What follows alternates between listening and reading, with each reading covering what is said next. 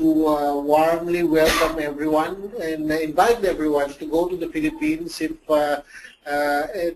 there are questions, please feel free to type in your questions, and we will try to answer all your questions. And if not, then maybe we can arrange a meeting or two in my office. So without further ado, I'd like to start off my presentation by looking at the trade figures of the Philippines. Okay, the Philippines has been doing a lot of trade with a lot of countries. In 2013, we actually had 119 billion US dollars of total trade. Exports were at around 57 billion US dollars, while imports were around 62 billion dollars.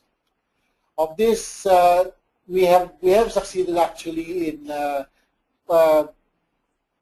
boosting our economy by exporting electronics. But over the years, from 2004 to 2013, the trend has been going down. So from 70%, almost 70% of electronic exports, we are now down to around 35%. So our dependence on electronic exports is not so much anymore, but we have other manufactured items and as well as other products which we can offer to the world. So where do our exports go? Of the $57 billion that we exported in 2013, most of these exports were brought to East Asia, which includes China, Hong Kong, Japan, Macau, Mongolia, North Korea, South Korea, and Taiwan. 16% of which also went to ASEAN, or the ASEAN 10 countries. The EU accounts for 12%, USA accounts for 15%, while other countries such as India, Pakistan account for 6%. Now, I would like to highlight our exports to the ASEAN. This is important because in 2015, all doors, all boundaries are now lost in the ASEAN 2015 area. So, as you can see, with respect to the exports to the world and versus ASEAN, our exports have been 6.84 from 2004 to 8.84, but it has been steadily in there around the 10% mark. But we expect it at 2015, we expect it to be at least 15%, if not more. Now, the Philippines has 7 existing free trade agreements.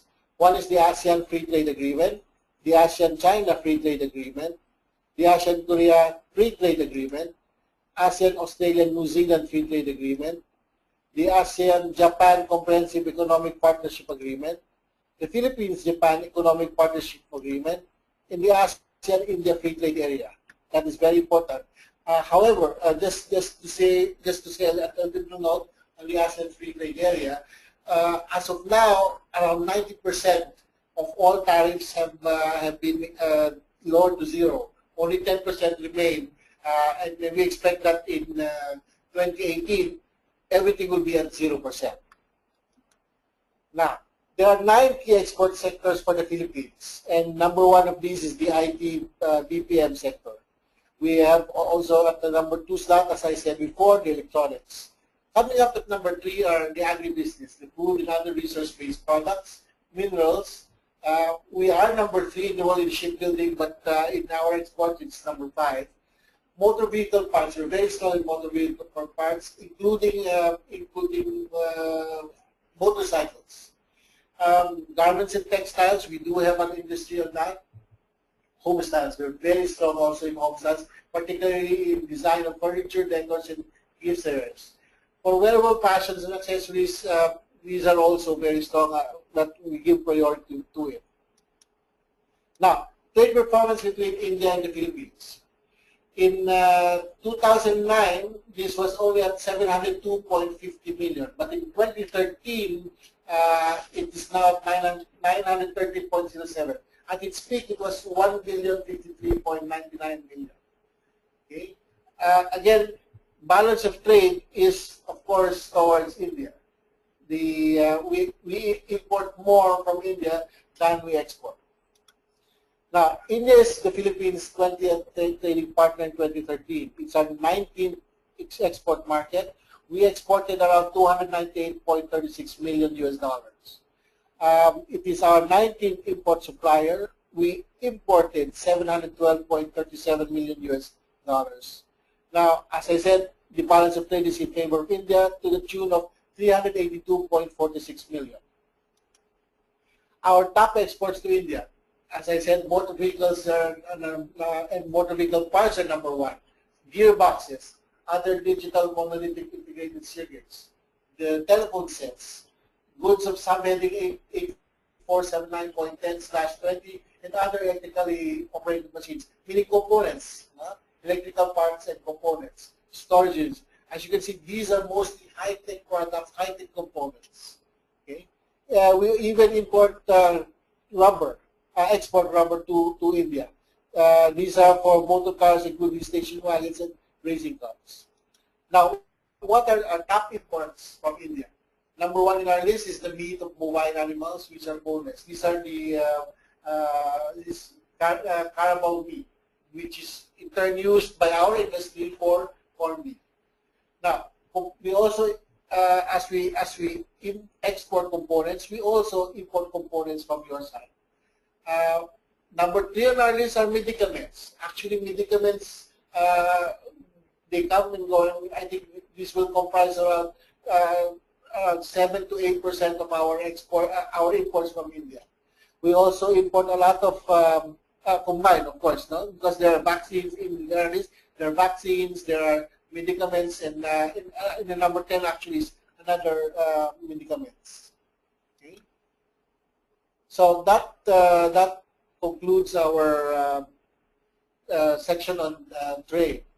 Now, for investments, the Philippines actually, in 1991, enacted the Foreign Investments Act, which liberalized the entry of foreign investments in the Philippines, which means 100% of foreign equity is allowed in all areas of investment except those reserved for Filipinos by the mandate of the Philippine Constitution and other existing laws. This is embodied in our negative list, which we publish every year. Now, why is this important? The Foreign Investment Act is important because since 1991, it has been very consistent. We have not changed our investment laws. What we do change mostly are the negative list. But as we said, we either expand or contract this negative list. Now, in the Foreign Investment Act, there are tax incentives given to foreign corporations investing in the Philippines. But they are split into two. If you register with the Board of Investments or if you register with the Philippine Export Zone Authority. Okay? In the Board of Investments, the company must operate a business which is recognized in the area of investments or investments priority plan. Whereas, if you register with the Philippine Export Zone Authority, the company must operate the export business within the confines of an economic zone or within the confines of a free trade zone. Now, the question that everyone asks us is, can foreign corporations repatriate their investments and earnings back to their home countries? Yes, definitely, 100%. You can actually repatriate not only your investment, but you can also repatriate your earnings as well as your royalties to your home countries. There are no laws to the contrary ever enacted or ever proposed to this. So we are consistent on that. Now, the other question is, can foreign corporations participate in bidding for projects by the Philippine government? Again, yes. Under the Government Procurement Reform Act of 2003, all procurement shall be done through competitive bidding, a method of procurement which is open to participation by any interested party. Why is this important? Because under the current government, the Aquino government, the Aquino government believes that there should be competitive bidding for all our PPP projects of public-private partnership programs, and this is very true now because of the Government Procurement Reform Act of 2003. Now, I would like to point out to you that if you invest in the Philippines, you should look at the indicators of the growing Philippine economy. And these are the 10 indicators. Let me go through it one by one. Okay, one. First, you must have a stable and resilient economic growth. In the last, I think, 45 quarters, we have consistently shown that we have been growing at least 7% in all quarters. Okay. In fact, our inflation is not that high as well. So if you go to our economy and you go to our figures, we have a very stable economy. Now, what makes it also good for us is because we have continuous inflow of OFW remittances. So we are not dependent on a lot of factors in terms of investments. In 2012, there was 21.39 billion US dollars, which were remitted by our overseas foreign workers. In fact, I think in 2013, this went up to 25 billion US dollars. Remittances grew straight from demand for skilled labor, professional Filipinos abroad, along with better data captured through banks and financial institutions. Now, our merchandise exports have also been growing. Unfortunately, I was not able to get the 2013 figures, but as you can see, from 2011 and 2012, it was from 48.31, it jumped up to $51.99 billion. For service exports, we have, this includes the BPO sector, we have been doing well as well. From 11.9 billion US dollars in 2011, they are now up to 30.1 billion US dollars in 2012. Okay. For number 4, we have been receiving steady investment flows. Okay. The total BOI and PESA approved investments have been growing steadily. In 2010, it was 506.5 billion pesos, and in 2011, it went up to 657.3 billion pesos, and in 2012, again, it rose to $672.3 billion. Our top sectors for investment were manufacturing, electricity, gas, steam and air conditioning, real estate activities, transportation and storage, accommodation and food, meaning tourism. Our top sources for foreign investments were Netherlands, Japan, the Americas, Singapore, and South Korea. Now, couple that with the robust domestic financial sector coupled with credit growth, we have actually $3.62 trillion pesos by the end of 2012. These are the outstanding loans for universal commercial banks.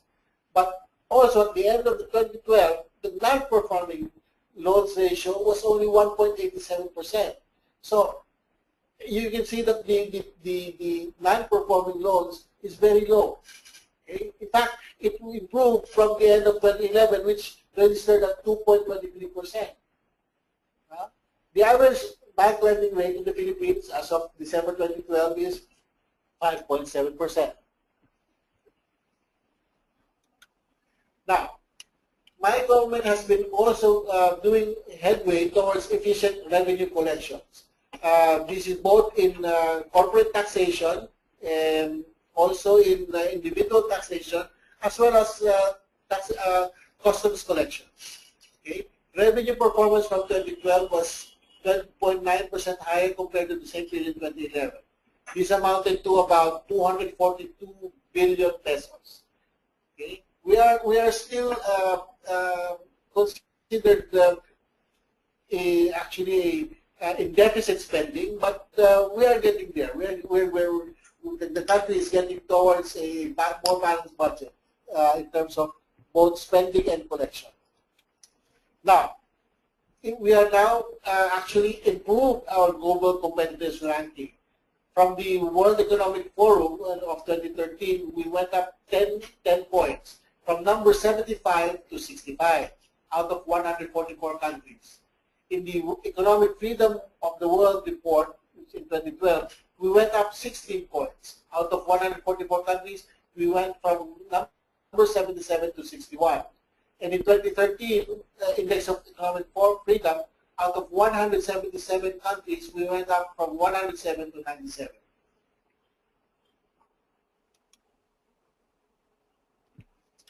Now, the Filipinos are a dynamic people. We pride ourselves to be Asia's friendliest country. In fact, in the HSBC World Explorer Survey, we were number 8 in the world's friendliest country. We also are the 12th largest population in the world. We are set to become the 16th largest economy, and we have well, one of the distinction of we smile through everything. We smile through tragedies, we smile through elections, we smile through a lot of things. But we try to be our best at all times. Now, anti-corruption. Well, admittedly, there is still corruption in the Philippines. We do not deny this. But my government, the government of the President Aquino, has been always saying that we should walk the straight path. And in his anti-corruption drive, he has succeeded actually in proving that the Philippines can overcome corruption. And that is why out of the World Bank, at the start of this term, we already improved immediately the government effectiveness indicator from number 51 to number 52. In the Transparency Index of corruption, we went down from 134 to 129. Finally, credit ratings. This is actually this is what makes us excited nowadays, because we have graduated from the sick man of Asia to an investment grade of BBB as viewed by Standard & Poor. In the Fitch ratings, we have upgraded from a BB plus to a BBB minus, while the Japan Credit Rating Agency, which gave us a BBB minus, is now looking at us at a BBB. So, as you can see, we have done our homework. My country has been struggling its best to stamp out corruption. It has a very stable and fundamental foreign economy, and that is why we were given investment grade. Now, the Philippine advantage is that we have around 5 items that we wish to highlight. And this is because we pride ourselves to have all these 5. What is the rich talent pool? Our professionals are highly educated. They are very strong they have strong customer orientation. They are highly trainable with fast learning curves. They are adaptable to universal cultures, and they have a high level of commitment and loyalty. In fact, we produce 470,000 college graduates every year, of which more than 100,000 are into IT. And in the business field, another 110,000. And in the medical field, around 73,000. Our economy also is helped by its robust infrastructure. At the moment, we have 9 international and 20 domestic airports, of which I would like to announce that GMR, an Indian company which actually operates New Delhi and Bangalore airports, is in the Philippines and are now going to undertake the expansion of one of our key international airports, the Mactan International Airport. Okay, we invite you actually to look at the Philippines in terms of the PPP projects that we have. These include a lot of infrastructure. Okay, railways. I know that India is very strong in the railways, and then of course roads. I've seen the roads here, and they're just waiting for you to go into the Philippines and invest in the Philippines. Now, as you can see, the Philippines is located strategically. We are proud to say that within Asia, the Philippines is reachable within 3 to 4 hours by plane. And if you do look at 2015, the country's location is the critical entry point to 500 million people in terms of the ASEAN market. And it's the natural gateway to the other East Asian economies.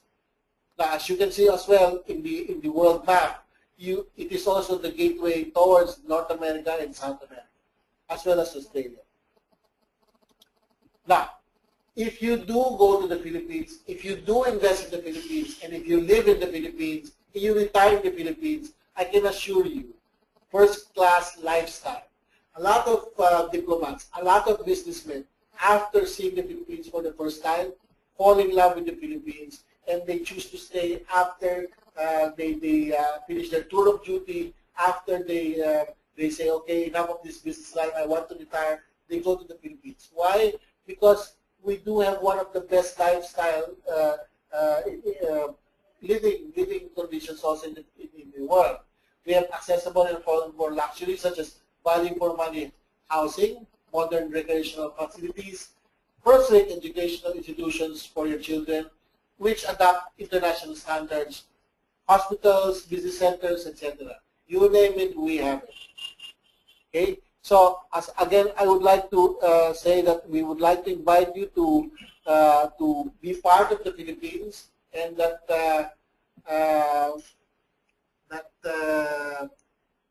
we are a growing favorite tourist destination. Okay?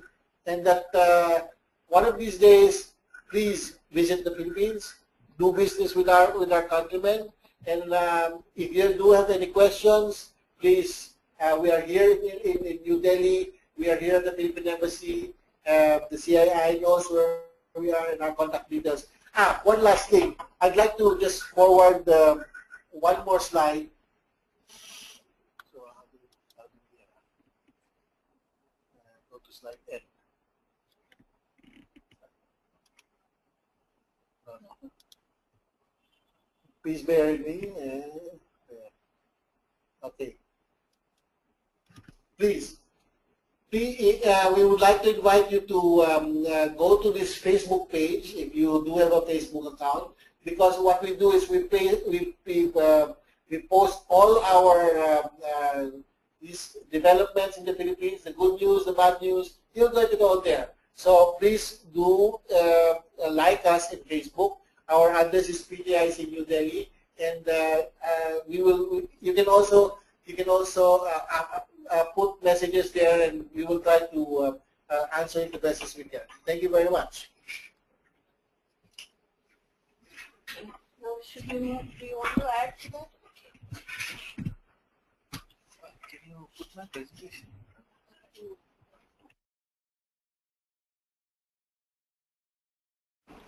Hi, I'm Kapil Rampal. We have a series of businesses in Philippines. And just to tell you, it has been a wonderful experience in the Philippines.